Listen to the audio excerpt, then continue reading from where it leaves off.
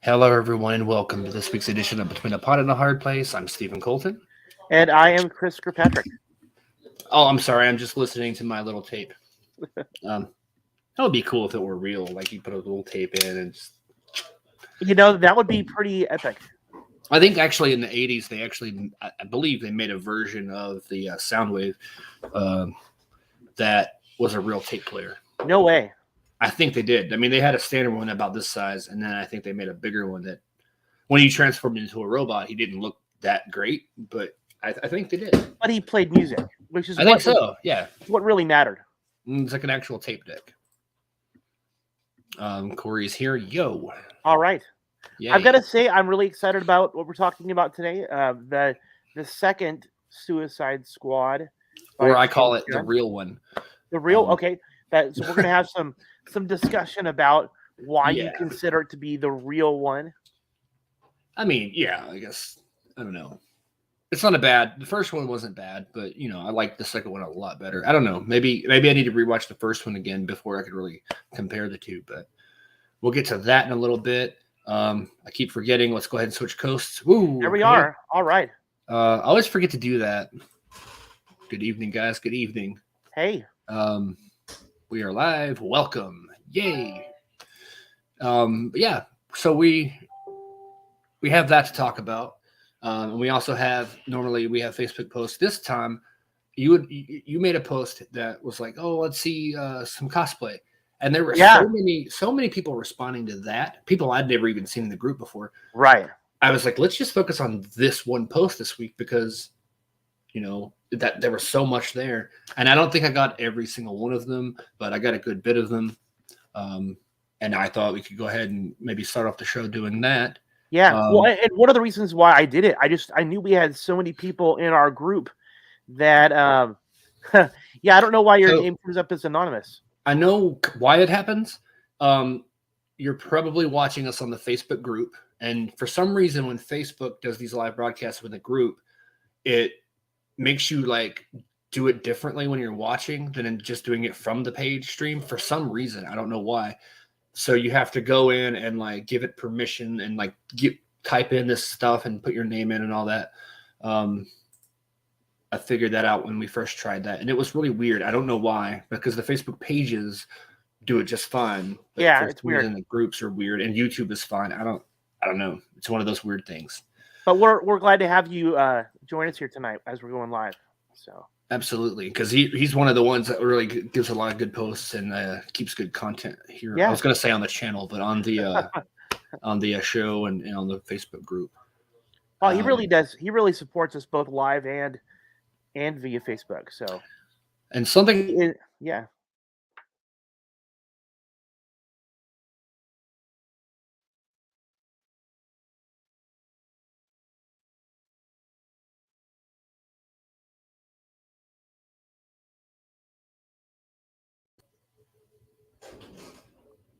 Okay, we there? We are. You just paused there for a second. And I'm frozen again. Why does my internet? It's my internet connection. Oh no! I know what I have to do. I have to close off the camera for a second and come back in. But it. Oh no! I don't know if you can still hear me. I can hear you just fine. You're just frozen, like you're staring at something off the screen, and I have to restart the camera connection for some reason. It does this sometimes. The internet has a weird hiccup and it throws the camera off, and I have to restart it. Well, again, if anybody, we do this live, and when you do things live, things happen, so just. Now he's Yay, over there we go. Now you are official. Yeah. For some reason, the camera app I use, I need to get an actual webcam, but I've just been using an old cell phone that with a camera streaming app thing, whatever you want to call it, installed on both the computer and over the Wi-Fi. It kind of creates a wireless camera. And every now and then there's an internet hiccup and it just throws the camera off and I have to reset it. I don't know why, but I don't know. It's something about starting the camera after the feed is live. It makes it weird, but technology. Yeah, absolutely. But as before I froze, I was saying I might have shared this before, but I'm in another group on Facebook. It's called the VSQ Fan Art, and that's, of course, the VSQ is like the kind of the name of the Kevin Smith film universe. And there's a guy, Chris McDonald. I probably have mentioned him on here before. He does all this crazy cool artwork, and he drew everyone as zombies one time. And I just wanted to share that real quick. I remember this guy. Yeah, this is me as a zombie. There's not much left of you. Yeah, because like he and I we don't necessarily like each other, but okay, we don't like argue or like anything like that. So when he drew me as a zombie, he kind of really destroyed me. I think more so than a lot of the others. And I just wanted to show that again. Right. Because, if you go to Facebook, I should have had a graphic or like a text or something to show people to go to that page. But if you're like Kevin Smith films and you're into the characters, Clerks and all that stuff, Chris McDonald does a lot of cool work, a lot of awesome art. In that kind of style, not everybody being bloodied and guts flinging out, but just that kind of like cartoony like style. The Facebook group is called View Askew Fan Art, and then his name is Chris McDonald. So he's a good dude. He's got a lot of cool art on there. I just wanted to throw that out there. Yeah. And now we need a theme song for this. We need to start making segment theme songs, I think. I'll work on it. Maybe a little musical number. Like boo-doo-doo, Facebook posts or something. I don't know. But Corey was nice enough to create a little title card for this segment, and we're going to start sharing this every week. It's Facebook group posts. I love it. It's great. And I love how he's incorporated all the different posts, not all of them, but a lot of different posts that we've seen in the past on episodes. And that's pretty cool. He sent me a couple of different designs, and immediately I liked that one. I don't know. I think it's the fact that, the contrast between like the yellow coloring in the title and then like all the different pictures in the background. Some had a blue filter, some had all cool designs, but I'm like, I like this one. I don't know what it was. I mean, I realized that it could easily look like a big giant jumble of a mass of stuff. And he was really selective about what pictures he put in there and giving it balance. I think it's great. I think it's awesome. So we're gonna start having a theme song, maybe. Yeah, or I don't know. We'll figure it out. As long as I don't do that again, but I just did. Right. Maybe you'll leave the music up to me. I think that'll probably be a good idea. Probably. Yeah. Okay, so all these are going to be people that have sent in pictures of their cosplay on our posts. Well, your post, because I didn't make it. I can't take credit for it. But in our group, I wish I could have captioned part of the description, because some of the people explained who they were supposed to be. But there's only so much you can capture in a screenshot. Okay, and I can absolutely, as a Doctor Who fan, the guy is I believe he's wearing like the Peter Davidson jacket, but he's definitely as one of the older Doctor Who's, and then those bots with the circles on them, those are Daleks. So he said the words covered up a lot too. Maybe I can make several as people contribute more. I mean, yeah, you can feel free to like make variations of it. No pressure to do one every single week or anything like that. But I'll just use this one until you have another one ready. But you don't have to keep making, So that's a cool one. And I tried to include the names, and I didn't tag everyone like I normally do. There were so many, it would have taken. Oh my gosh!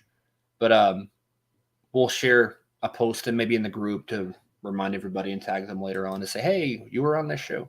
Yeah. Some of these are really crazy. Chewbacca on a motorcycle. That was sent in by Brad.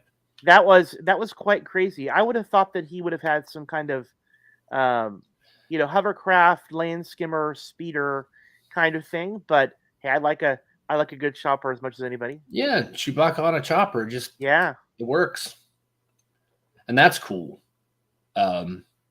So many new names. I've never seen some of these names in this group. This one and the last guy, they're both newer names. And then unless they're just kind of watching in the corner until like they're like, haha, I'm gonna post now.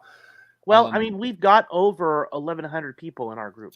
Yeah, so. And it's grown quick because we were near 1,000. We broke 1,000, and then within a week or two later, we had another 100. And I was like, wow, okay. Now go all of you subscribe to YouTube. Oh wait, already had that one. Sorry. This Batman, Steve Partridge posted this one, and I'm like, all right, I don't know if that's from a specific Batman because I don't follow my Batman as much as I should. So I don't know if that's a specific design from a specific version of Batman, but it looks pretty cool. It looks great. I love how the detail and the like the almost like armor plating or whatever.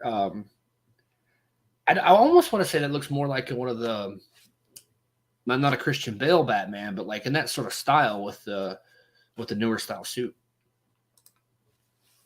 And here's Captain America punching Thanos.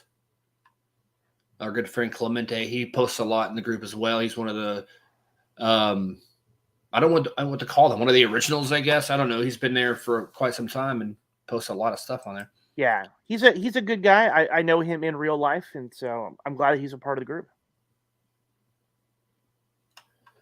Yeah, Corey says like that Batman looked like Bale, and I thought it kind of did too. I agree. Keanu Reeves is now a Batman.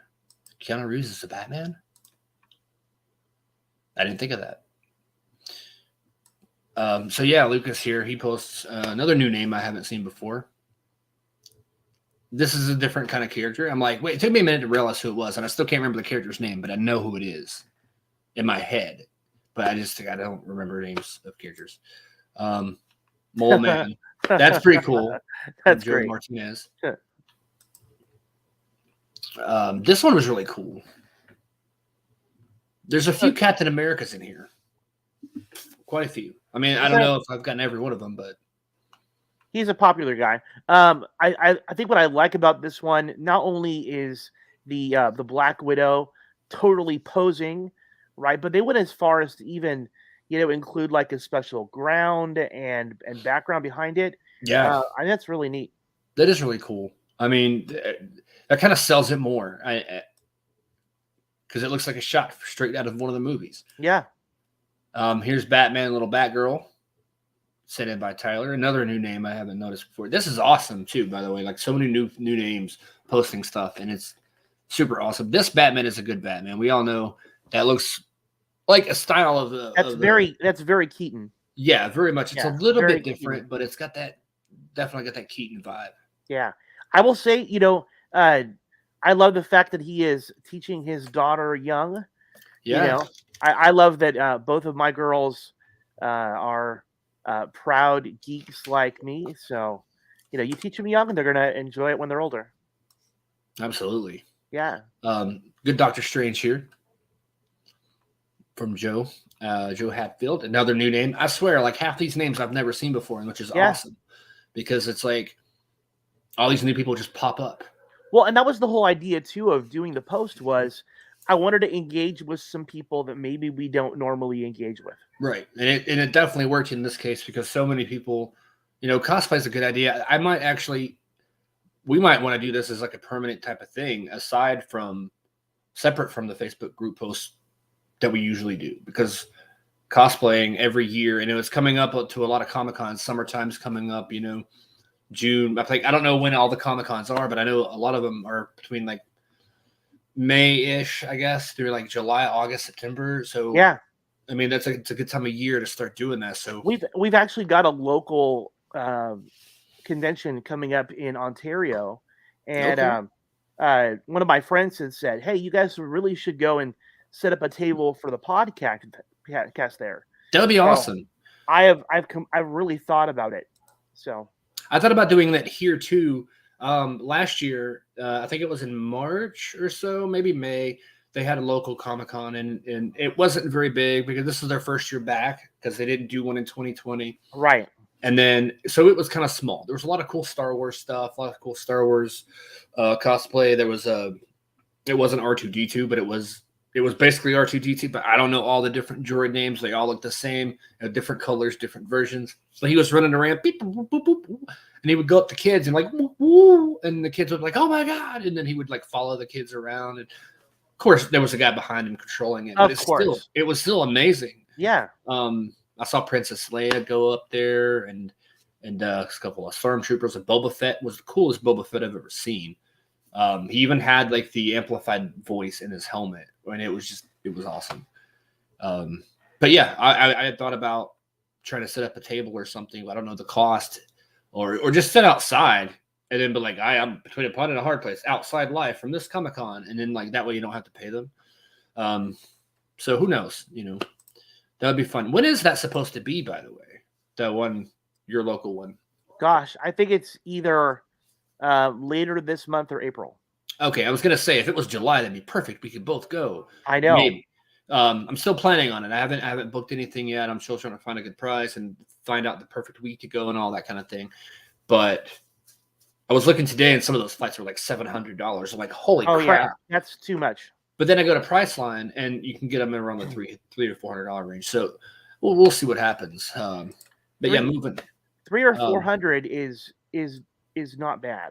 Not bad. No, $350 or so seems to be the average cheap price. And that's for like the most basic one. You go into like a first class ticket, it's like $1,000. I'm like, no, thank you. But yeah, we have here. Speaking of Star Wars, we have some cool Star Wars action here, and that's one of those ones like you were saying with who was that back a minute ago? Not that one. Where'd it go? Here we go. We had the effects and stuff, and so with the Star Wars, we had a little bit of that as well. A little bit of fire going on, a little bit of some, I don't know what you would call that, clinging or cling, ting, ting, ting. I don't know what you would call that. Right. I mean, he's clearly blocking the blasters with his lightsabers. Yeah. That said, I have to laugh a little bit because while I know that it's Star Wars, and he's either a Jedi or a Sith or something, I had to think maybe this was like from an episode of The Flash. Yeah, considering how they've made those, lightning sabers in the recent Flash with that Godspeed episode. I really loved that moment because we had, Reverse Flash and Flash teaming up together for the first time fighting, but it was so weird. That was definitely a lightsaber. I mean, it's like, why are you going to fight with a sword made of lightning? Just throw lightning at each other. Go all Darth Vader. If you're going to go Star Wars, shoot lightning at people. It's cool. Right. Oh gosh, yeah. See, Corey makes a good point here. Could be cool to do a con. San Diego's in July. We need to get in touch with Corey. Should be on that. Get in touch with the San Diego Comic-Con people, the biggest Comic-Con in the world. And imagine if we were there. 2 people would be in our line and like watching us talk while Spider-Man's running around over here. But still, that would be awesome. It would get our foot in the door. And again, here we go with another Star Wars related post. So I've got to love, number one, that he's doing a great Boba Fett on top, and then it's like he's wearing a Scottish kilt on the bottom. I don't know why, but like when I first saw this, I thought like if Highlander and like Star Wars combined or something. Like I was like, okay, that's interesting. It's different. Oh, there can be only one.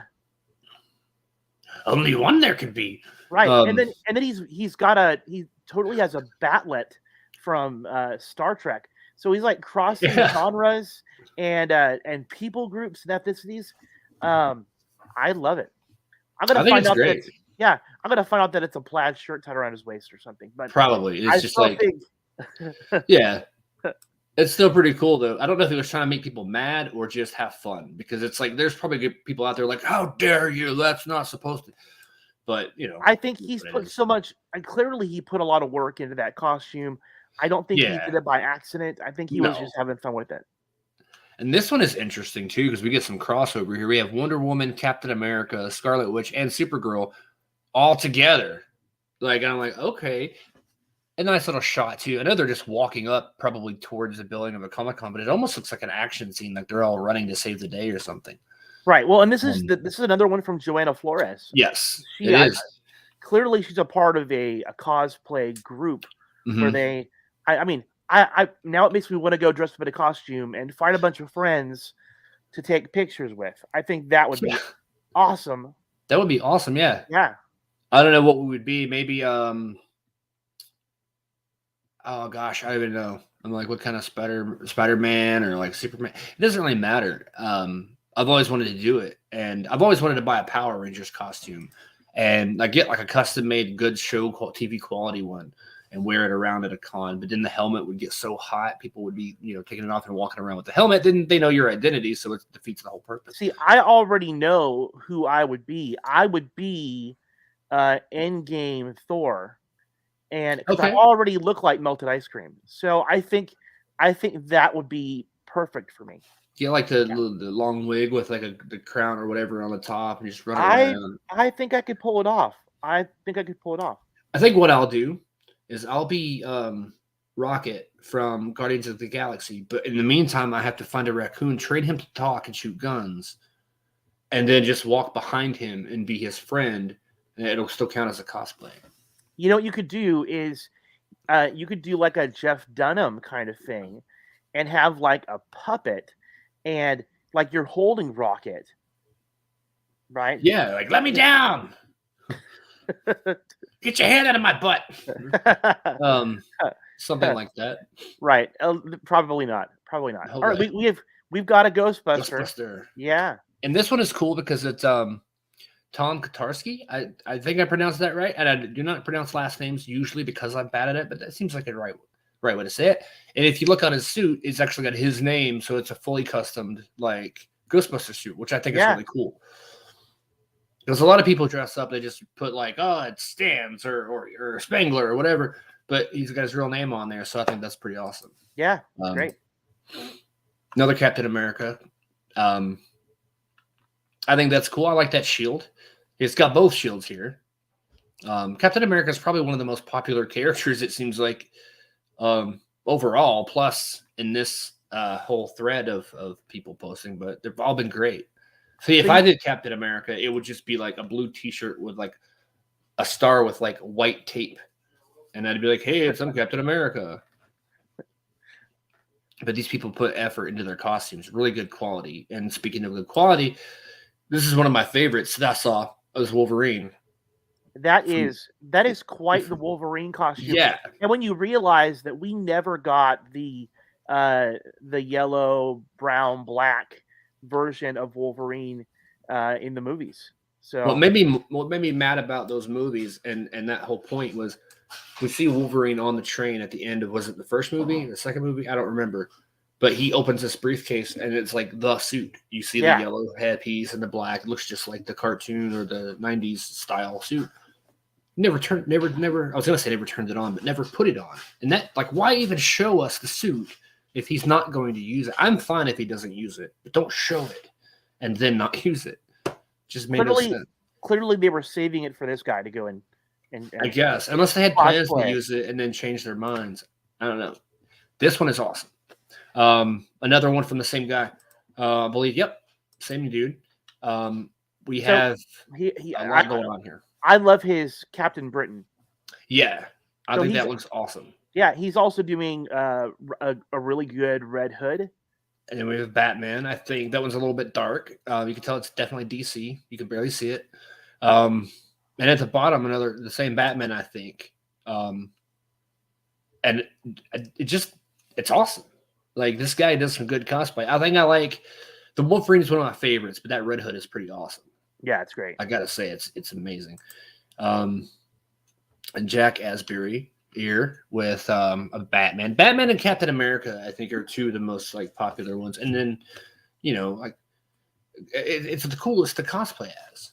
Because Batman is specifically, like, I've always wanted to get a Batman costume. I remember going to one of those big super duper warehouse Halloween stores, and they had that the Michael Keaton Batman mask, and it goes all the way down the neck until the symbol, and then so the whole thing is there, so you can get your suit, and it kind of covers up the neck of the suit. That thing, I put it on once in one of the stores. This was way before COVID. Now they wouldn't even let you do that probably. And you would put on the whole thing, and it fits so tight. And I have, I guess, a larger head anyway, but like I got it on, and I was like, okay, cool. Took a couple of pictures. That's why I never bought Halloween costumes. I would go to tried it on. Yeah, yeah. I mean, because a lot of those you could try on, they were just on these little displays. You could pull them off and like put them on and be like, okay, I like this. Here's my $200 or however much it was. And I remember I had trouble taking it off. I was like, oh no. And that's sort of like a you break it, you bought it kind of thing. Almost. Right? I guess if I can't take it off, I gotta walk home with it on. You'd be permanently stuck with a Batman cowl. Yeah. To cut it off, that'd be the worst. Like pay for it and then have to cut it off. No, you would just leave it on and then you would change your voice. You'd be like, I am vengeance. Go to the McDonald's. Like, can I take your order? I want 2 burgers. Like, I would like a Happy Meal. And it better be a boy's toy, not a girl toy. Oh man, I'm just gonna say you dodged a bullet there, Steven. Yeah, and it was a cool mask though. It was really awesome. It had they had a Predator mask too that had like you would take the outer layered mask off to have the real mask underneath. That was pretty cool. Those were like the coolest masks, but they were so expensive. Rocketeer. This I believe is one of the first comments in the post, but I kind of shuffled them up when I downloaded the pictures. Aaron Malone, another new name. So many new names, and this is awesome. I never was a fan of the Rocketeer all that much. But it's a cool looking costume.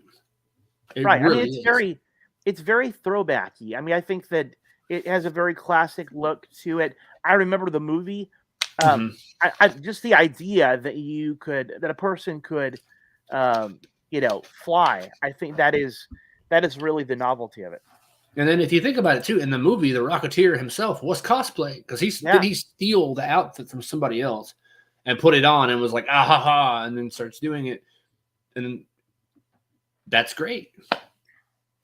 Okay, we got from William F. Adams Jr. Probably the coolest name I've seen tonight. Yeah. Just like to have a middle initial and then a junior at the end. That's pretty cool.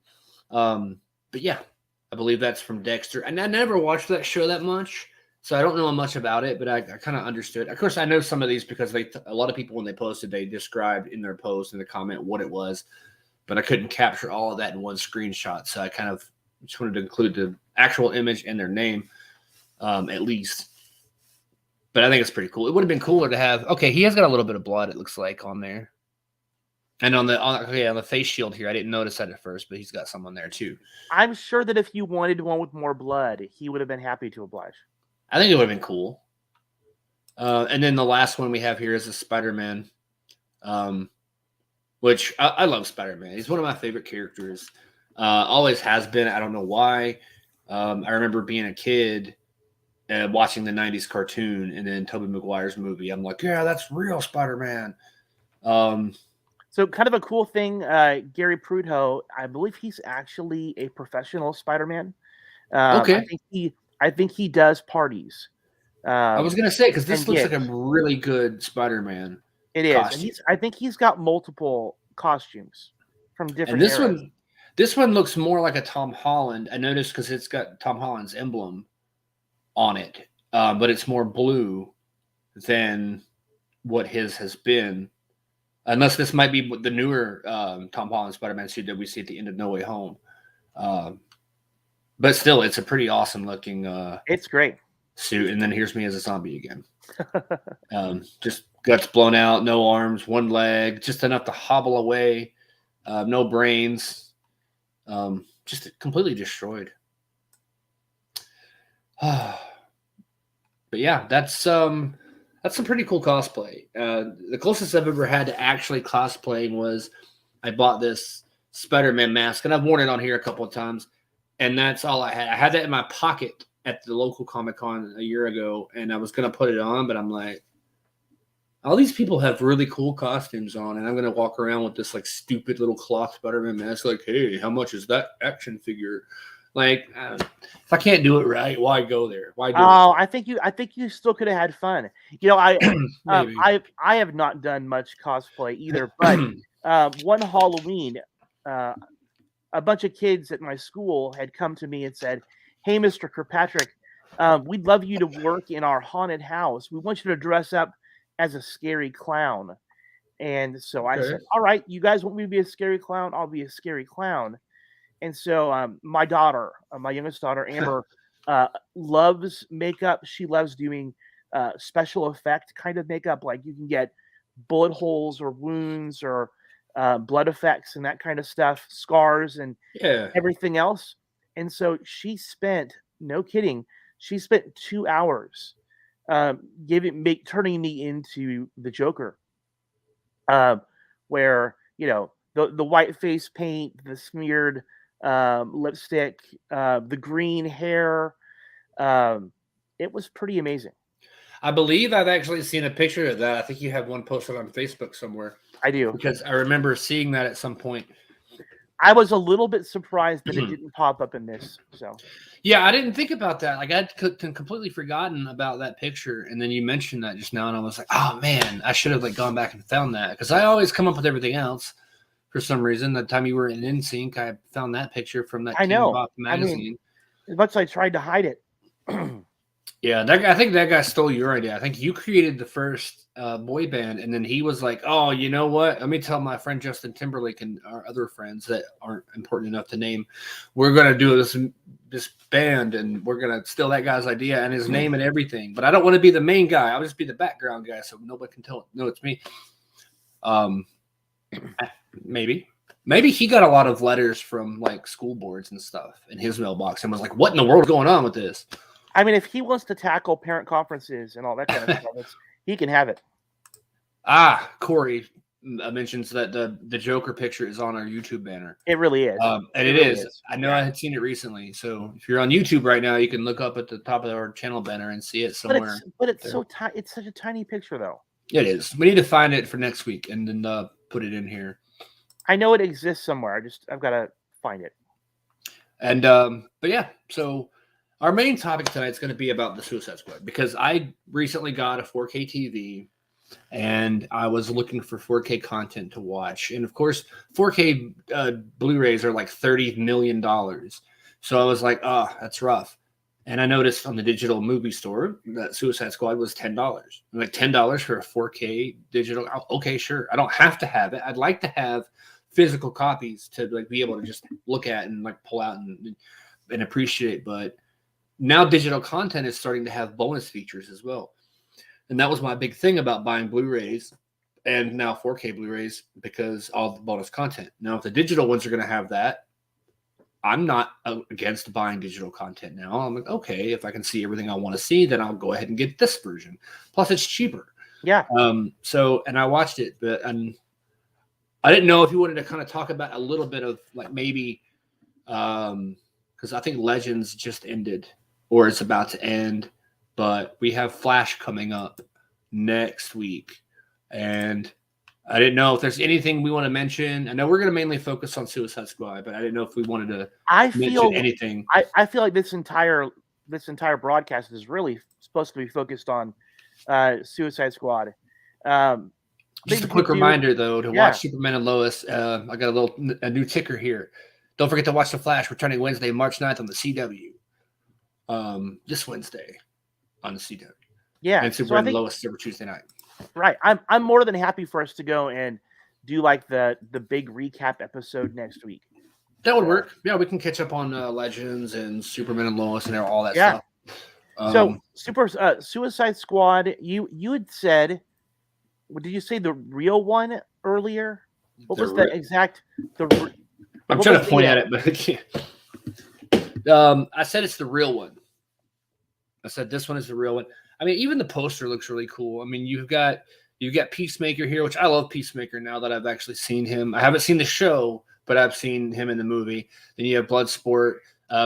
Idris Elba is like so cool. I love him so much. I don't know why. I just do. And then of course you have Harley Quinn again. And then and the rest. But yeah, there's so many characters. I'm gonna name off every single one, but yeah. There's like 3 left that I didn't name. It's so much to say, though. Right. So I think the first thing we need to talk about is just the difference in both movies, right? I mean, the very first Suicide Squad was sort of I don't know if calling it vanilla is quite fair, but it was definitely, I think, a safer version of Suicide Squad. Right? Now, I can't remember. Was the first one a rated R as well? Or was it a PG-13? I can't remember. It's been so long since I've seen it. I can find out. Because I know the new Suicide Squad, it's definitely rated R. And now I love that about it. I love that the comic book movies aren't afraid to go R. Because when you kind of tone it down, it's like maybe they're not for 5-year-old kids. Right. Maybe don't take them to the movie. If you want to, you can. Fine. I knew people I saw in comment sections, they took their 8, 9, 10-year-olds to see Jackass. I mean, it's on them. Yeah. But so Suicide Squad, the first one, was PG-13, and I think you can kind of get that feeling when you watch it. As much gun violence as there is in it, yeah.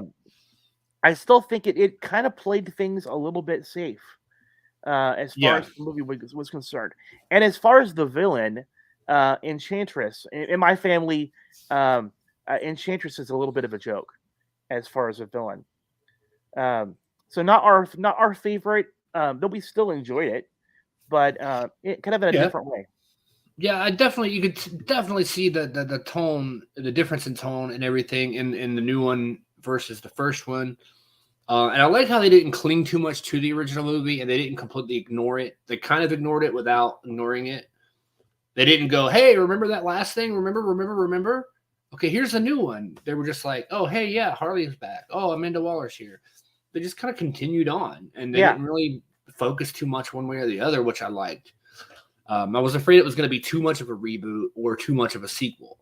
Because sequels are usually not good. I mean, not that they're bad, but like they're never as good as the originals. In this case, for me, I think the second one was way better than the first one. And I don't know if that's because James Gunn was attached to it or if it was because the story itself was better or the fact that it was rated R and you could appreciate the violence that Suicide Squad really is all about. Right. Well, I think the numbers really speak a lot to it here that that the original Suicide Squad had a 5.9 out of 10 on IMDb and a 26% Rotten Tomato score. That's terrible. Yeah, and it was that one was directed by David Ayer. And so I mean it still sold 746 million just in the United States alone in the box office. They did well. But I think there were a lot of things in it that I didn't care for. Like I'm not a Jared Leto Joker fan. No. I mean, I will say this about his Joker, though. I mean, this has nothing to do with the new movie, but going back to the Snyder Cut, that added, spoiler alert, I don't know if have you seen it? I've seen it, yeah. Okay, so if anybody hasn't seen it, then like maybe mute it for like 30 seconds. But yeah, we see Jared Leto's Joker back in the Snyder Cut, and he has a different look. He's got longer hair. He has less face tattoos. Like he looks more like a Joker should. So I don't know. I kind of came around a little bit on that with that version. Right. But if the only experience that we had with his version of Joker was Suicide Squad 1, it just wasn't my favorite. Wasn't mine. Yeah. Yeah. However, I do feel like, some of the principal characters, like Harley Quinn, played by Margot Robbie, and I mean, talk about Viola Davis as Amanda Waller. Yeah. Sometimes you might underestimate her. You would think somebody without powers, who is still somehow able to like intimidate and boss around this group of really bad people. I mean, I think, she proved that she was a badass and willing to do, morally questionable things in order to get what she wanted. I mean, yeah, I mean, she could intimidate people, but also I think it had a little bit to do with the bombs that were implanted in their brains. But still, I mean, even without that, she was like, okay. Like, I wouldn't want to piss her off. No, she definitely proved herself to be somebody that you didn't want to mess with. But I still thought it was still a relatively safe movie. It didn't take a whole lot of risks, and the risks they did take just were, again, I didn't like anything involving the Enchantress. It was sort of like she was an evil belly dancer or something like that. Yeah. And even in my family, they'll go, "Ooh, Enchantress." It's sort of like a sexy jellyfish. That's kind of the way that it goes. So I was a little bit tepid going into Suicide Squad 2. Not really having been underwhelmed.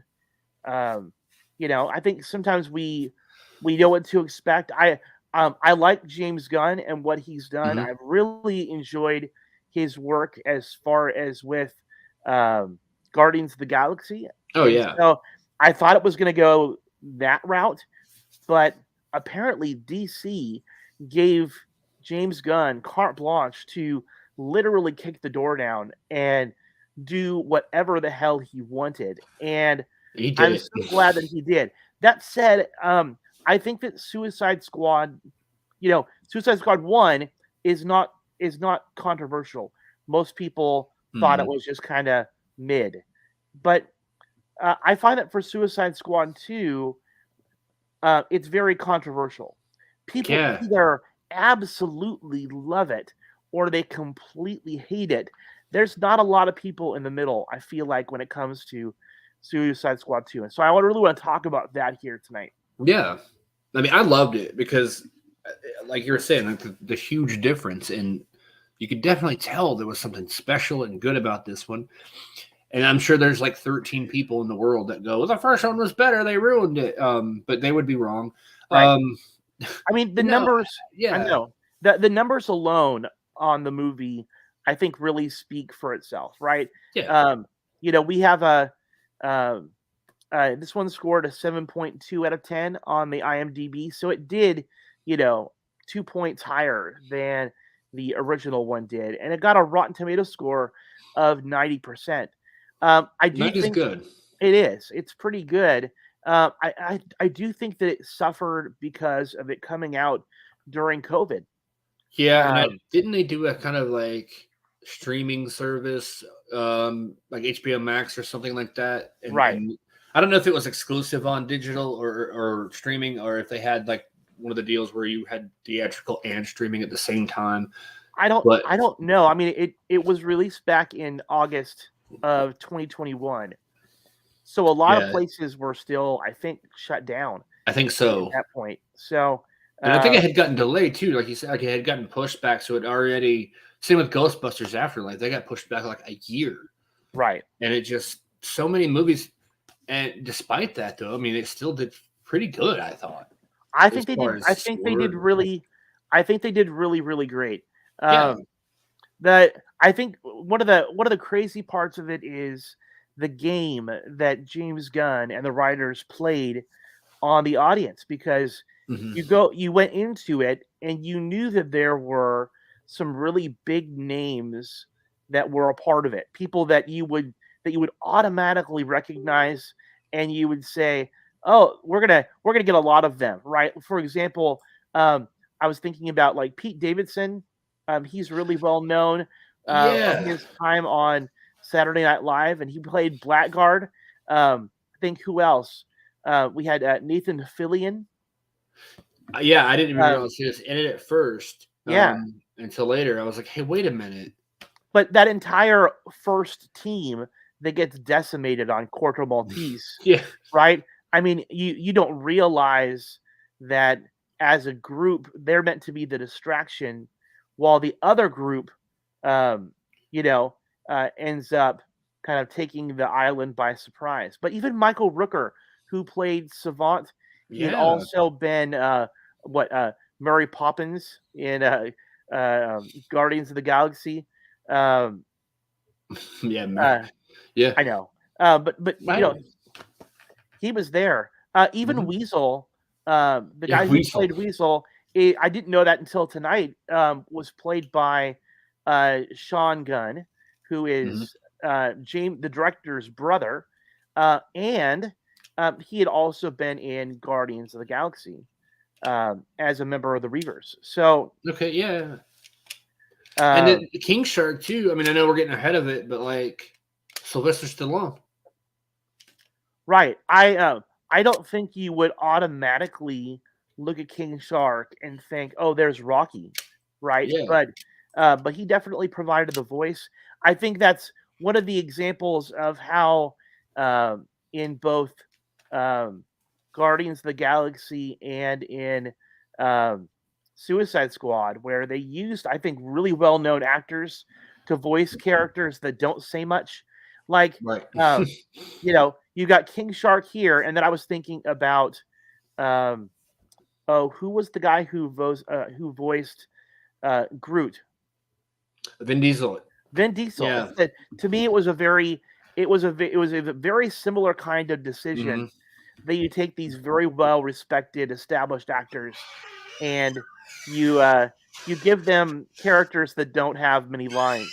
I guess for both of them, if you forget your lines, then it's I mean, if Vin Diesel forgot his lines for Guardians of the Galaxy, he needs to be fired because he only had to say 4 words in the entire movie. I know you're thinking like 4 because at the end of the movie he says, "We are Groot." Yeah, and then so there's 4. But I mean, that would be bad for him, right? But they're both. I think they're both similar characters. They are.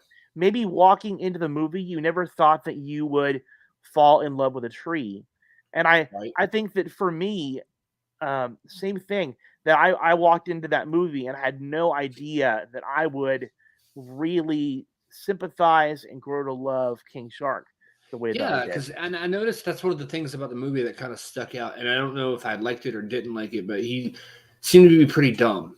And I kept thinking King Shark and Flash seemed so much more badass than this one. And it was a different story too, because in the Flash he was just a guy that turned into a shark, and in this one he was just always a shark. And he was like this legendary creature that no one knew where he came from, and he was so dumb, but it was still like it was a different look on the character. I'm not necessarily saying it was bad. It was my first thought was like, why is he so stupid?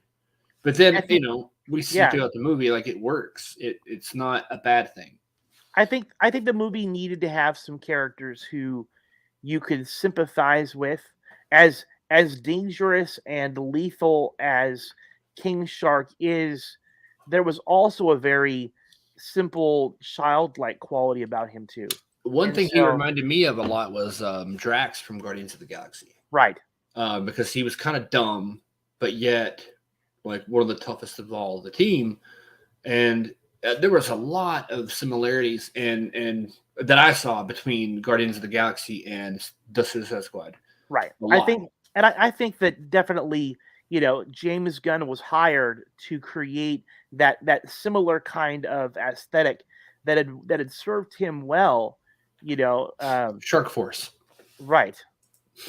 So I just think it was a really brilliant decision. And again, I don't know as if they could have done anything more over the top in order to get our attention. Yeah, I mean, I loved how much violence there was. I loved it. I mean, seeing everybody's heads blow up, like seeing Pete Davidson's head blow up. I'm like, great, now he can't steal anybody else's girlfriend. Right. Right. But yeah, it was awesome. I mean, I'm not like I don't hate him, but I don't really have an opinion of the guy one way or the other, but I just thought it was really cool. I was like, all right, he dies, and then so many other people get their heads blown up. I'm just like, that's amazing. I don't know. And then poor Weasel though. He falls on the beach and you think he's dead, and then like, well, we can get to that part I guess at the end because that's kind of at the end of the movie. But poor guy missed all the action. Well, maybe he is the one character who actually is lucky enough to be able to, survive and actually escape. Yeah, I mean, I think he will. I think he will be in the next one or in some form. Right. But the whole storyline was pretty crazy. And when I saw, like, kind of going forward a little bit, when you see a giant starfish-looking alien thing run into the city, my first thought was, it's Bebo. No, it kind of reminded me of that in a way. There were a few moments in the movie where I saw coming a mile away. Yeah. Which I don't think is a bad thing, but I I kind of look at that as me like studying film more and learning kind of how to write. So I kind of catch certain things quicker now than I used to. I don't know if that's part of it. I think it's probably helps a little bit. You can connect dots easier because you kind of know where they're going to go with it. But so, like, I mean, again, Starro is a classic, well-established, DC enemy. I was gonna say villain, but I don't know if necessarily he's a villain. But we do certainly see it as a character pop up, as a force, for them to deal with. And they certainly didn't shy away from it, right? They leaned into it. There was a somewhat ridiculous quality to it, right? Almost like it was a plushie, but I love that you made the connection that you saw it as sort of like that giant Super Bevo from DC Legends of Tomorrow. That said, I think they also showed us how dangerous this thing was. Oh yeah, right. I mean, I love how it could shoot out the little, almost from his armpit, like shoot out the little starfish and like get on people's faces and stuff. We saw them in the lab or whatever. But then we're like, oh, maybe it's just them, and you think they're out of it. But then you cover your face because that thing hits you, and he could speak through them. I love that. I think it was like a really cool way to have the big guy talk through all the people. Right. It reminded me completely of Aliens with facehuggers. I think that's really what they were going for, and really the idea too that once it attached itself to you, you were not going to get it off, and you were dead pretty much. Like you were an animated corpse, like a zombie, and you were just simply telepathically connected. I did find it convenient that the only people that were somehow able to protect their faces and not get under the influence of Starro were the members of the team. It seems like nobody else that was there fighting Starro had the wherewithal to cover their face. Yeah, I know. Like you see, like 30 people besides you get like sucked into the starfish. You didn't think to go. Right. I'm gonna make sure I put my hand up so it can't. Or even a shirt. You could have just done this and then or anything, and you probably would have been protected. Yeah. So that was, to me, that was a little bit funny. So I think we need to talk about John Cena and Idris Elba. Yeah, those are two huge big names. I had been disappointed that Deadshot did not return. However, I think that he got replaced by essentially two characters that did exactly the same thing. Yeah, and I think it was a better choice, honestly. Like going back, if I could look at the situation before, like now having seen it and everything. If I had the choice to go back and give Deadshot, Will Smith, or these two characters, I would pick these two characters every single time. Not because Will Smith is bad. I loved his character. I loved him in the movie. But I don't know, those other two guys, and I had read or heard somewhere that Idris Elba was supposed to play Deadshot. But he was like, I don't want to be that character. I want to be somebody else. So he was supposed to have been recast from what I understand. And then he decided, no, I don't want to do that. Let me be this guy instead. And I think if they would have recast it, it would have been a terrible decision. People would have been mad. Like, oh, if you were going to do the character, get Will Smith. If you can't do it, do a different character. It's ironic. It's ironic to me, though, that Bloodsport, despite being played by a different actor and essentially playing a completely different character, he was essentially Deadshot, right? I mean, same ability, and even the manipulation of Amanda Waller using his daughter was very much the same. You could kind of tell in the writing that they intended him to be Deadshot, right? But I think going a little step forward or back, saying like, okay, this is a different guy. Like, I think that made it okay. It did, because it did feel like a different character. I mean, it was the same, but it felt different in a way. Right. I loved the joke that they played on us and on the characters even themselves. That Peacemaker, played by John Cena, and Bloodsport by Idris Elba, that when they both get introduced in the prison, that they say, this is Bloodsport. His father trained him at an early age to kill. I mean, and they both are introduced word for word exactly the same. Yeah. And the guy's like, I'm just like you, only better. And then he's like, how can you be better? I hit the target in the center every single time. And John Cena's like, I hit it more in the center. More in the center. He's like, how can you can't hit something more in the center? He's like, I use smaller bullets. My bullets go inside of your bullets. I thought that was just a really humorous banter. It really was. Between these two guys. They're really trying to one up one another. I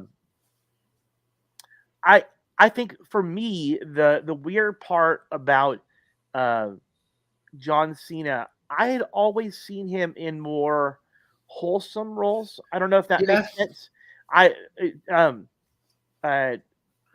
He had, I think one of the last things that I had seen him in, I think it was called Man on Fire, where he had played a firefighter and he had a group of kids that he was trying to protect. And it seemed like he had always been kind of a little bit ridiculous, a little bit silly, but relatively safe. And I think Peacemaker allowed him to flip a switch where he could be, ridiculous and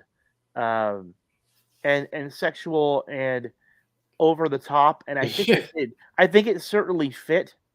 Definitely did. I mean, John Cena too is a kind of a goofy character because I watch wrestling and stuff, and when he was coming up and as a wrestler, he got to the point where he was kind of funny. He would make fun of the other characters, like the bad guys, like, oh, you did, and throw these little one-liners and little kind of joke things. And so that humor is like just a natural quality that he has, and I think he plays it well. And in the action too, like it's a good combination of all those things. And one of the things that made me laugh, even though I had seen it in the trailer a million times, was when they were like code starfish. So that's code for butthole. And he was like, you think those are related? And they were like, definitely not. And I had seen that like 20 times before the movie, and I still laughed because I would say just to hear John Cena say the word butthole was right. I don't know.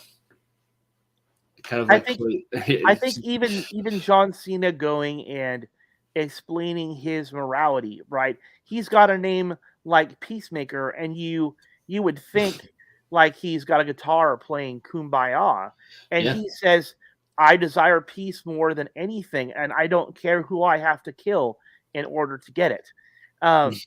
It's very paradoxical. It's a contradiction that for somehow he has made it work for himself. And it makes sense too in a weird way. Like even as a viewer watching it, you're like, that doesn't make any sense. And then by the end of the movie, you're like, oh, I get it.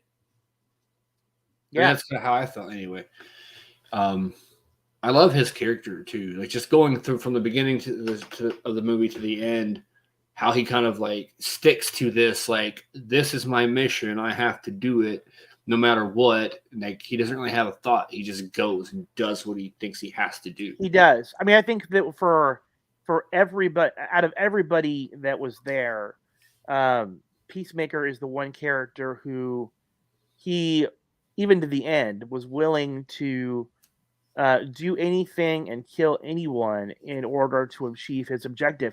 Ultimately, he kills Joel Kinnaman, Rick Flag, who I thought, he had survived the first. He was one of the few people who survived the first movie, and he had managed to survive the second movie, and John Cena ends up killing him. Yeah, so, I mean, it's like, and then we see John Cena get shot. And you're like, oh my gosh. And then we realize, spoilers, later on in the credits, he's not dead.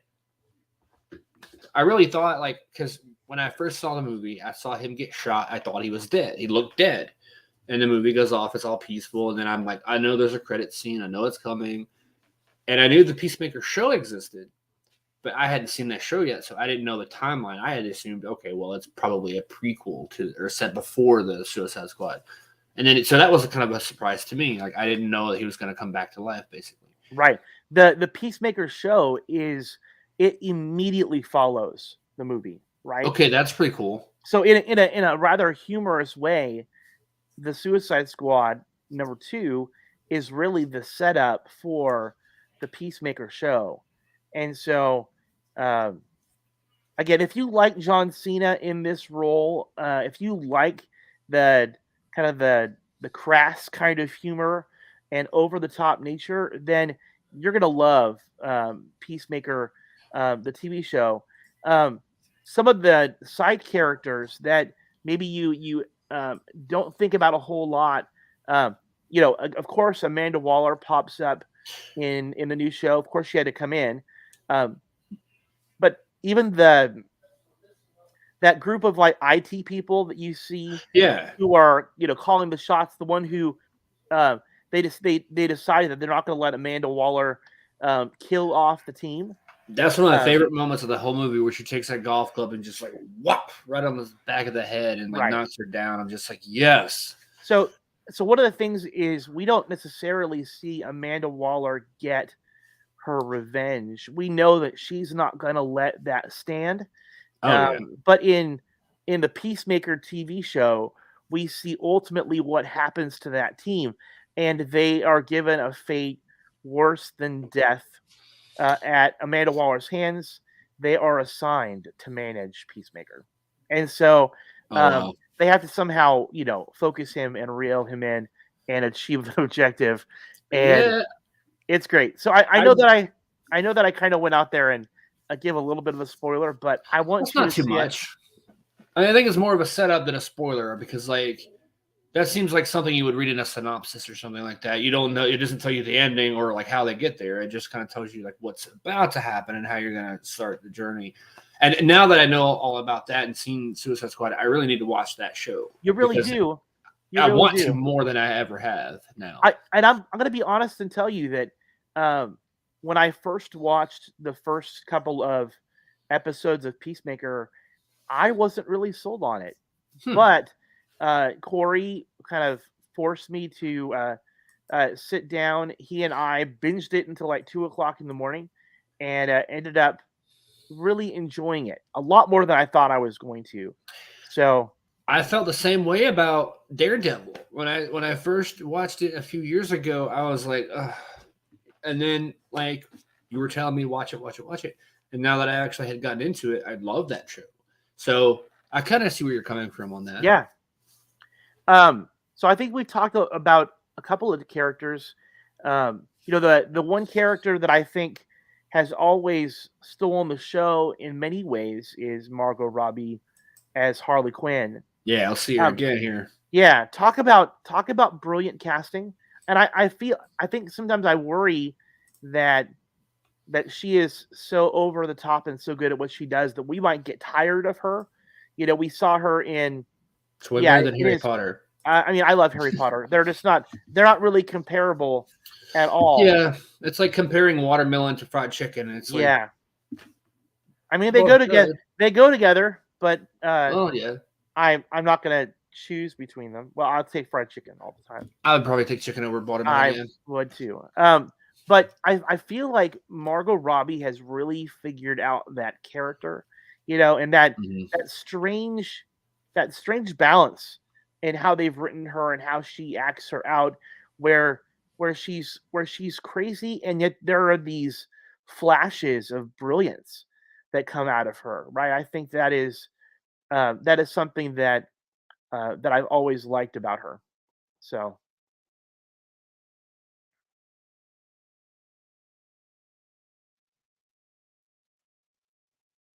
All right.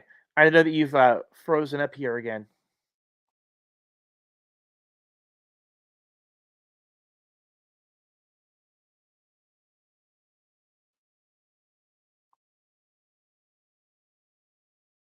All right. Well, I know that Steven's going to pop back in here in just a second. But again, hey, I love Margot Robbie. I think she does a great job with the character. I think she's consistent, and I know what to expect from her when I see her. So I think Steven's going to pop back in here in just a moment.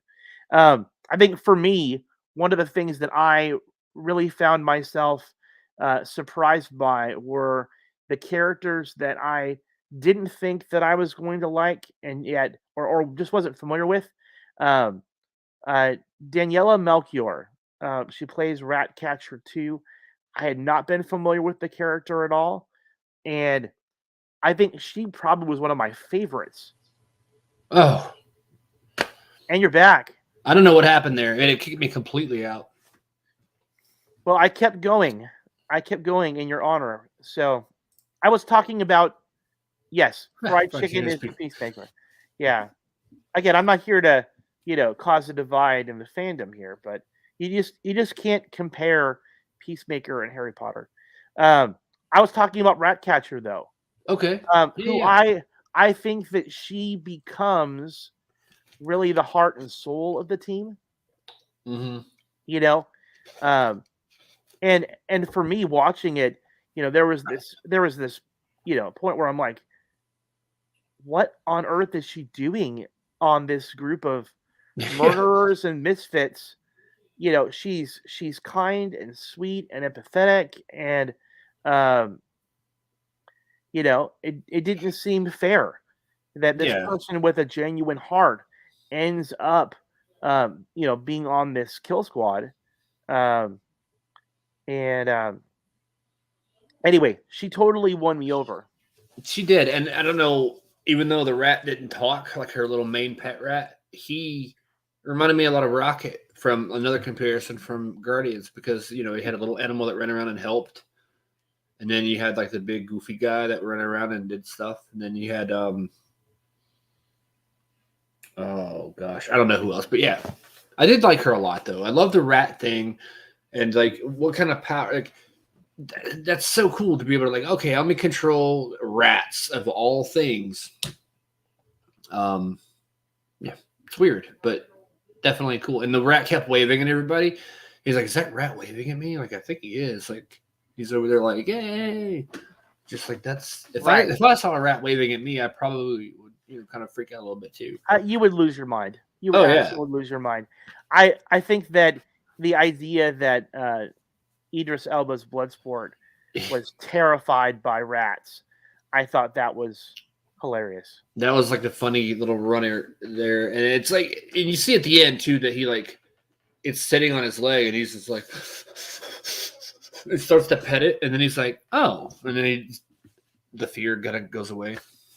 I think that all good stories have characters with arcs to them, right? That, he had good reason to be afraid of rats, to not like them, and so by the end, though, I think when she got covered by thousands and thousands of rats that ultimately save your life, I think that you can pet one of them. And how many rats could there have been in that particular city? Honestly, because like there were so many, and I'm just like, where did they all come from? Okay, so here's my philosophy when it comes with rats and insects. You see one, and there are 1,000 others you don't see. That's true. And I think it's the same thing when it comes to rats and mice and other rodents. Is okay, you might see one or two or three. You got to assume there's another 100 hiding someplace else.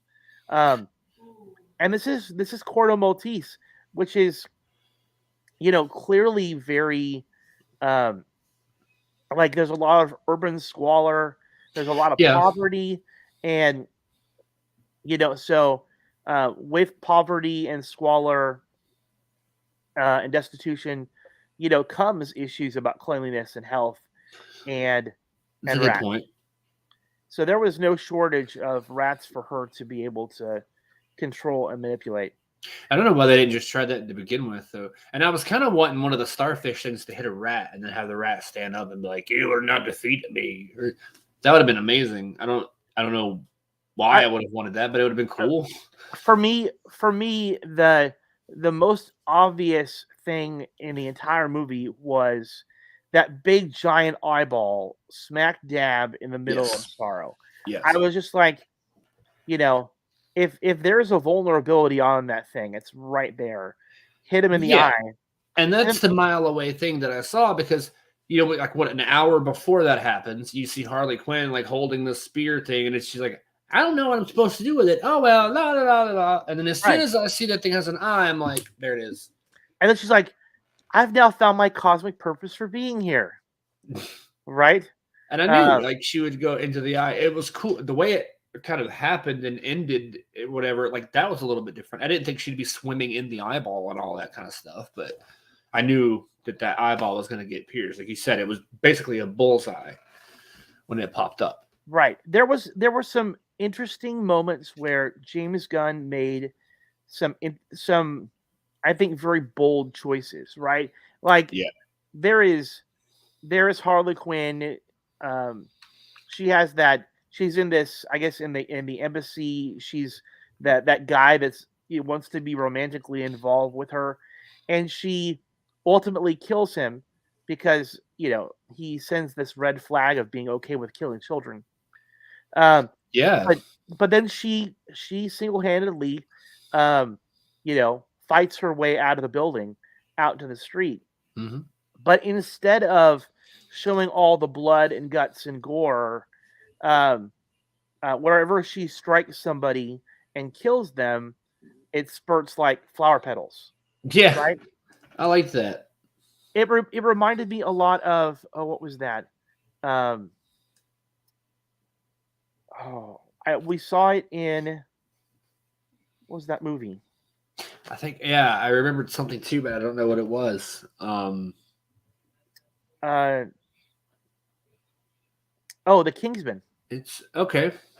Yeah, they did the same thing. Like everybody's heads blew off, but instead of blood and guts, it was like kind of like firework kind of explosion, which was almost comedic and beautiful. And I know it's a little bit different, but in Kevin Smith's one of his not later films, but in the film Yoga Hosers, it's about two teenage girls in Canada in a convenience store. If no one's ever seen it, I think only 3 people watched it anyway. But you had these little miniature like bratwurst monsters, and they were Nazis. They were called Bratzies. And they were like little Hitlers, basically, that ran around, and they were the bad guys. And then when you killed one of them, they exploded with sauerkraut. And so it was kind of the goofiness of that. I know they were like a weird food monster, but still same kind of like goofiness of like exploding into different things. Right. But I think that's part of James Gunn's aesthetic a little bit, is, finding the unexpected beauty in something.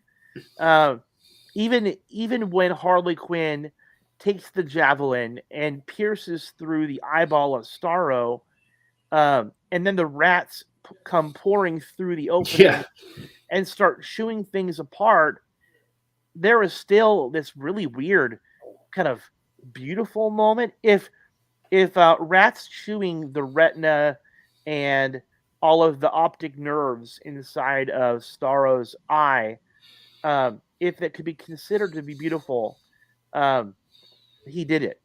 Yeah, I mean, and even the slow motion too. When she first hits the eye, she just starts floating around, like like the beauty of it. And it's like that she saved the day, and this is a beautiful moment. But this eyeball is getting chewed apart from the inside, and it's so weird, but yet beautiful, and it just works. I can't explain it. And I like the flowers and stuff too, because it feels more comic booky, if that makes sense. Like you would see comics and like little effects and the ping pow poo and all that kind of stuff in the books. Well, that probably you don't see comics today that say ping pow poo, but still you get the point. Like the kind of like over the top little traits of the story. I really liked that part. I really liked her going inside the eye, and then he falls down. She stands up and gives a thumbs up, like I'm okay, because I thought she was dead.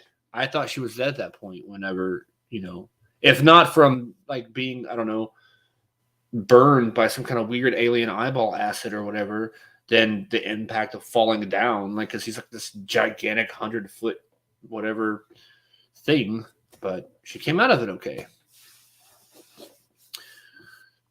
And I mean, Margot Robbie is that's got to be the perfect casting. I mean, I don't know if anybody else that could do better. Not that they couldn't, but I couldn't imagine anybody else. She's got all this about her that's, I mean, hot, funny, dangerous, like just everything. She was late on the plane because she had to take a number 2. I thought that was one of the funniest lines in the movie. She's great all around. I mean, just same with Deadpool. I know this is completely going off topic for a second, but Deadpool, Ryan Reynolds is perfect for that character, and Margot Robbie's perfect for Harley Quinn, I think. So I was just doing a little bit of looking into Margot Robbie, and did not realize that she's from Australia. Okay. So, sometimes I think we get so used to hearing her voice as Harley Quinn that we don't realize that her natural speaking voice is with an Australian accent. And that's sort of the same with Idris Elba, is because like he could, in this movie he kind of spoke what seemed to be more of his own natural accent, but right. there were times but in between things that he kind of had like an American accent. He's like, "No, I'm not worried about that today. I'm going to go kick his ass." You know what I mean? Like it kind of like flowed together. And I remember him mostly, and this is probably the weirdest thing to remember him from the most, was from The Office, one of the later seasons of The Office. And he just played this like, stiff businessman, like, "Do your work. I'll be in my office." And then here he is doing this. Like he's got it's crazy. So the other character that I was Polka Dot Man. Yeah, there were two characters I think we haven't talked about yet. Corey mentions Polka Dot Man, and it's played by none other than David Das Malchin, which we've seen him in so many movies. I think he's he's a recognizable face, even if you don't know his name. Right. I was just watching the movie Ant-Man, and then Ant-Man and the Wasp, and he is one of the crew there along with Ant-Man. Usually kind of plays a character that has an accent. And he's also in he was in The Flash. I know, what was he in The Flash with? I remember that. Who was he in The Flash? I'm trying to remember. I don't remember what he played. He's even been a rather recent kind of character. I forget his name, but he's been in The Flash. Because I haven't seen Flash in so long. I know the Armageddon stuff, but that seems like forever ago now. Right. But he also was in a Kevin Smith film. He was in Jay and Silent Bob Reboot that came out, I want to say 2019.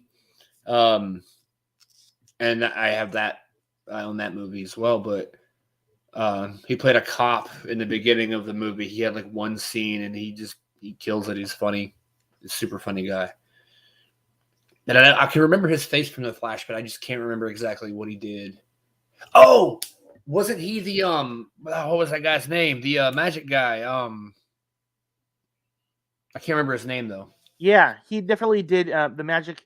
I was looking back at his IMDb here, and he had been on the reboot of MacGyver. He had done some voice work in What If. Okay, wow. He had been in that show 12 Monkeys. Okay. Oddly enough, they don't have him listed underneath Flash. That's strange, because I know he was like, God, I can't remember his character's name. I know that he was in there for Flash. What was his name? Oh my gosh. Because he saw it was when wasn't it Savitar? When Savitar was around, he was there his first time to be there. I think he was like, "I know how you beat him. I know how you stop him, and I'm not going to tell you," or something like that. And he got like sent right. Like, I could have sworn that's who that was. Maybe it was somebody else, but I thought that's who that was. But yeah, he had. I think his power was weird. It was like having super confetti. I mean, that seemed to be. Yeah, but I mean, the not only it wasn't just little paper dots; they were actually like little balls of lasers that, when you hit you completely disintegrated instantly. Yeah. So it seemed lame. That was the joke to the whole movie. What's he do? Throw polka dots at people? He does, doesn't he? And like you think, oh, okay, he's useless. See, he's like the character in Mystery Men that could only turn invisible when no one was watching. Right. Right. But then right. And then you find out that he's got this ridiculously destructive ability. Yeah.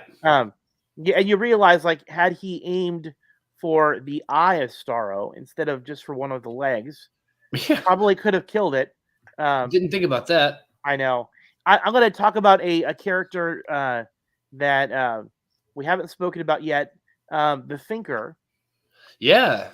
Which is, I think it's a very different take on the Thinker, right?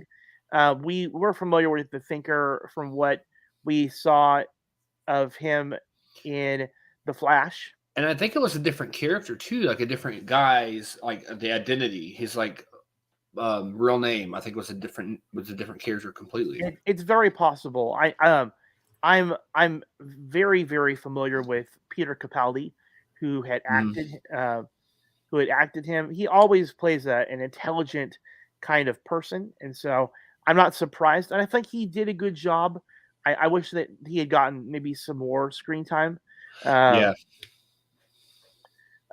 they made him to be a little bit more ridiculous with all of those. I don't know. Were they like sockets on his head or? Yeah, I know. Like the Thinker and the it's sort of like they sort of did it on the Flash. They didn't do it as intense, but in the Flash when we see the Thinker have his chair, he's floating around, he's got the helmet with all the wires. Like I think that's what part of that was. It was like plugs for these wires that he could hook into machines with. I think Flash, he just had a helmet that he put on his head, and then this, it's like they're implanted into his head. Right. And it was insane. Like that's like a weird, creepy looking Thinker. All right. I know we're kind of winding down here.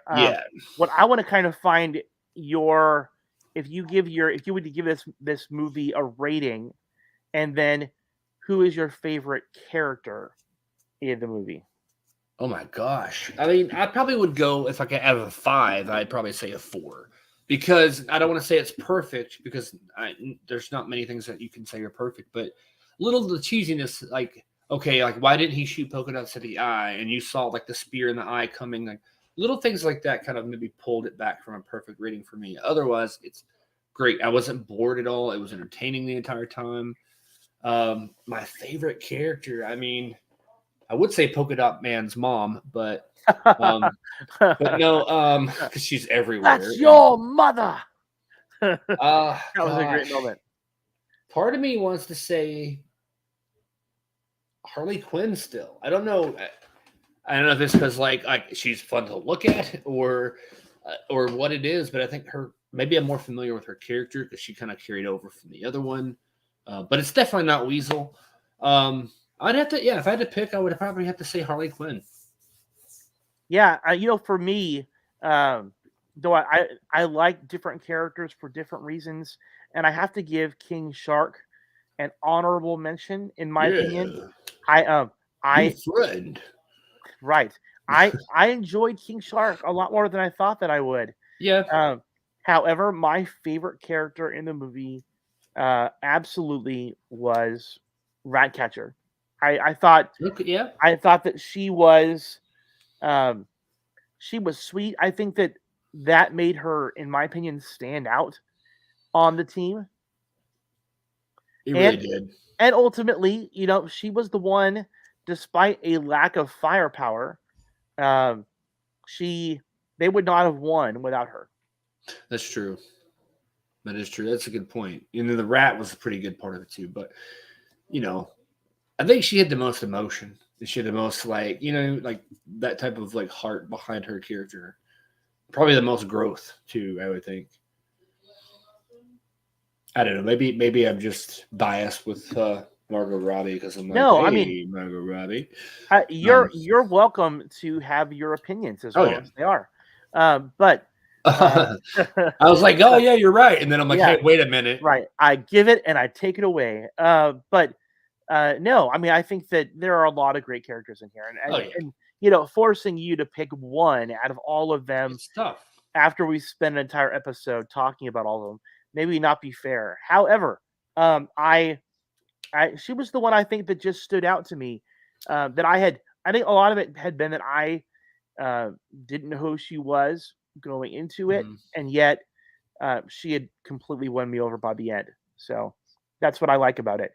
One of the crazy things for me is how different people can watch the same movie and end up with very different responses to it. I watched this one with my family, and I had seen it before they had, and I watched it again with them, and I've watched it at least 2 or 3 times since. But my family was really didn't really care for it a whole lot. Wow. I thought that that this would be the one that they like over the top kinds of humor, and they like James Gunn and what he's done with Guardians of the Galaxy, and even the music that they had included in there I thought was good. And so I had been surprised that they saw it differently than I did. That's just the way that it is. When I said it's controversial, that's what I meant, was that I liked it and they didn't. That said, I think my score on it out of 10, I'd probably give it a 9.3. Okay, so going on a 10 scale, I'd probably say it's around a 9 or 8. Or 9, around 9 at least, yeah. 4 out of 5 rats. Right. Can I change my answer of my favorite character? Rat number 32. Rat number 32. All right. He just had that look in his like that kid's going places. Those were some highly trained rats, though. I mean, we don't give enough credit to the rats. Or it could be like that one Willy Wonka movie where it was one rat but like CGI'd a million times. That blew my mind when I found out. Those were squirrels. Yeah, there were squirrels like with the fluffy tails removed. They were just scaled down to be a thin tail, and less bushy or like. I was like, "What is the stuff on the top of your head called hair?"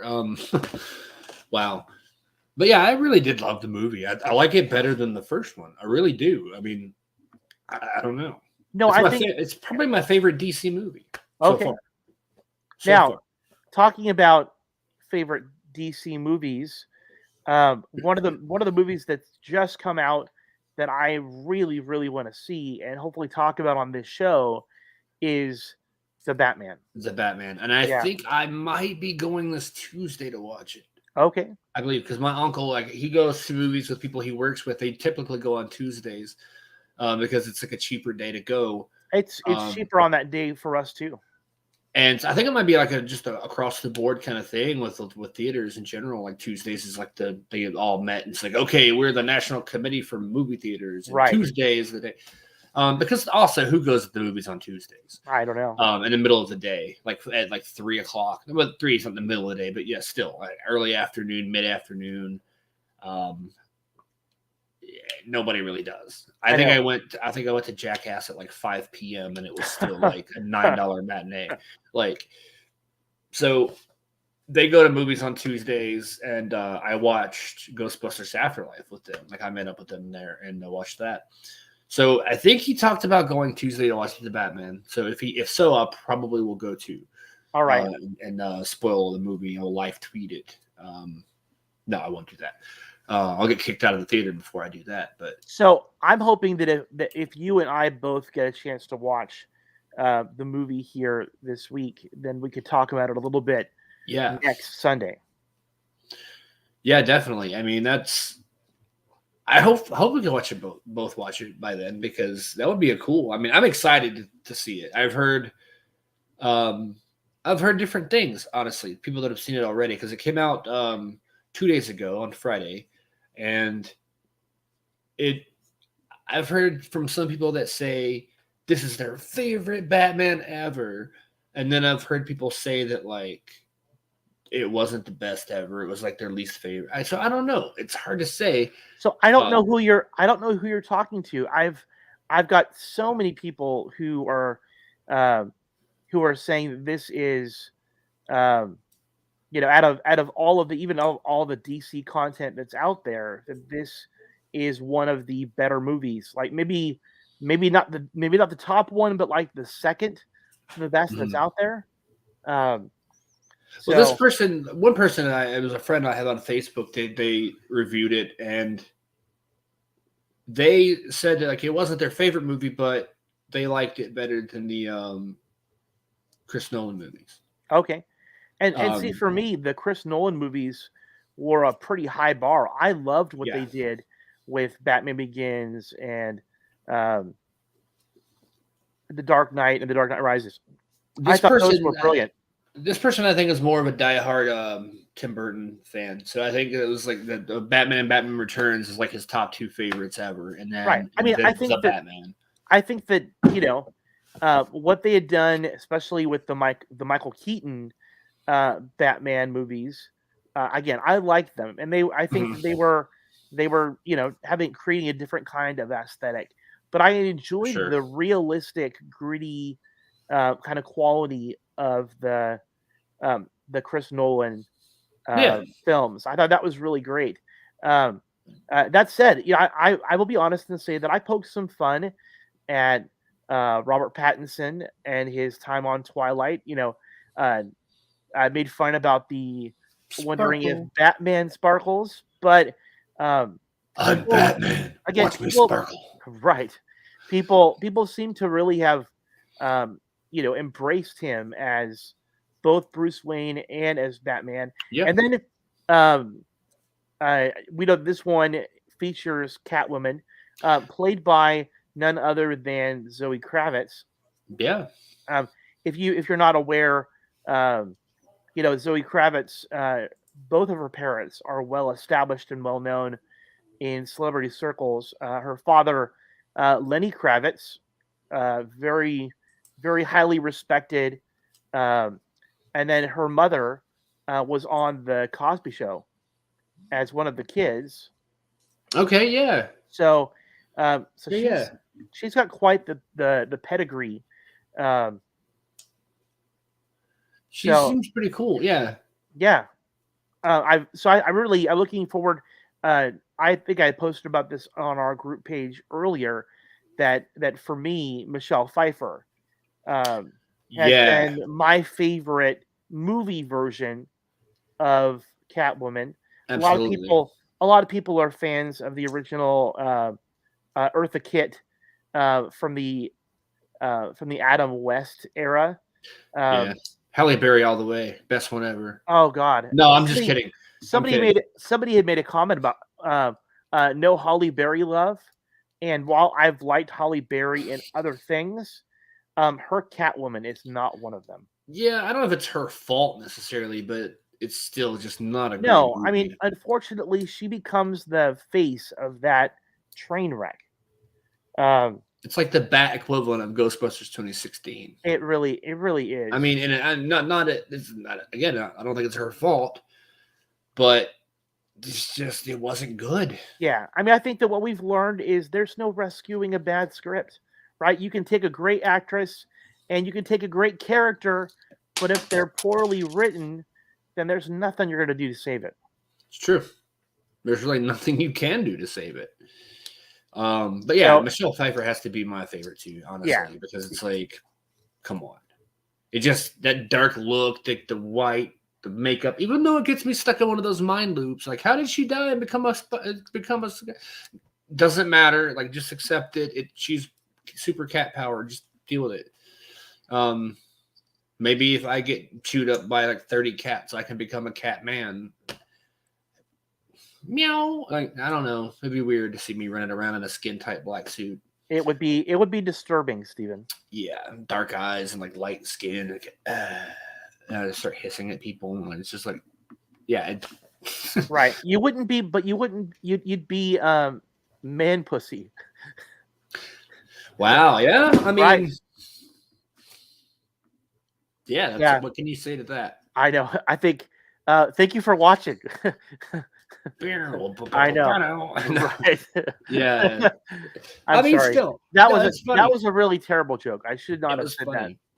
We just lost a subscriber. Oh, probably. Yeah. But it's okay. Maybe we'll gain more Facebook people. Maybe. We have 3,000 now just from that one comment. Right. We just talked for an hour about a solidly rated R movie. I think we're okay. Yeah, I think so. But yeah, I'm definitely looking forward to Batman and then Flash. I think Flash is what, like December or something this year? Or is it that late? I think it's later in the year. It might be October or November. I don't know the exact date, but I'm pretty sure it's like towards the end of the year. It could be like summertime. I don't know. They've been working on that thing forever. I know. Church ladies. Now, that superhero from earlier, he's got to save them too. So, like, I'm sure the church ladies would appreciate it and not shake their finger at him once he saves their lives. Right. That is my hope too. We love you, church ladies. So yeah, I'm excited. A lot of good stuff coming up. We have, of course, you can follow us on Twitter and all that. If you haven't been reading that, we've been doing it for a while now, and it's been on there for about an hour. So you should be really good in having those Twitter handles memorized. But also, don't forget to watch Superman and Lois Tuesday nights at 8 p.m. It is so good. If you have been waiting to jump onto the Superman and Lois bandwagon, it is so exceptionally good. And we'll talk more about it next week because there's a lot more to talk about from this past episode. There really is. And the Flash comes back on Wednesday. I guess because Legends is leave. I think Legends actually ended this past week because Flash takes its place, and Superman and Lois. It's something to say about Superman and Lois. I mean, they took Flash's spot, and Flash was like the new anchor of the Arrowverse. So they took Flash's spot. I mean, right. I mean, it feels almost like Flash Who. Yeah, right, I mean, hopefully season 8 is going to be better, and I believe they said Grant Gustin had signed on for season 9 if they get picked up. Now, they haven't said yes or no to a season 9 yet, but I'm assuming they're going to do at least one more season. Hopefully. I'm crossing my fingers. Just imagine if all these other shows go away and all you have left is Superman and Lois. I wouldn't be mad. I would miss The Flash a little bit. I would miss Legends a little bit, but I wouldn't be mad. I mean, I think there are shows they're already gearing up to go and take those spots. So I'm interested to see what happens. So and I think Legends is on its way out too. Yeah. If you guys have been catching up with that, I mean, you'll know what I mean. And we can probably go into that a little bit next week too. But that works. Yeah. Right. And I think Batwoman had her season finale episode as well. So. And I think Corey had mentioned in the comments earlier that oh my gosh, where is it at? He put so many good comments in here. Batwoman is over to forever. Now, was that like the series finale, or was it just? I feel bad because I didn't watch the finale. I need to go back and rewatch it just so that I can gauge that one for myself. But I think there sounds to be something very final about that. I need to rewatch the entire season. Actually, I don't think I've watched one episode yet. I thought season 3, at least for what I've seen so far, is actually pretty decent. I need to catch up on it. I really do. Maybe that's the next thing I binge watch. Lately, I've just been trying to find 4K stuff. I'm like, what's 4K? So far, the only thing I have right now is Hulu that supports 4K stuff, and it's their original content more than they don't really have like other movies. So I'm like this close to getting Disney or HBO Max again because going back and watching Endgame in 4K, I'm like, okay, I can do that. I've got 4 hours one day coming up. Right. All right. Well, I think we're good. It's been a great episode. Yep. So it has been. Don't forget to follow us and all that stuff. Yeah. And if you haven't already subscribed to us on YouTube, take a moment and show us some love. Leave a comment, share us, and we appreciate it. And let us know what you think about my potential superhero identity. Because we want to know. But yeah, think about that and let us know next week, I guess. All right. All right. Have a good week, everybody. All right. Have a good night. Good night.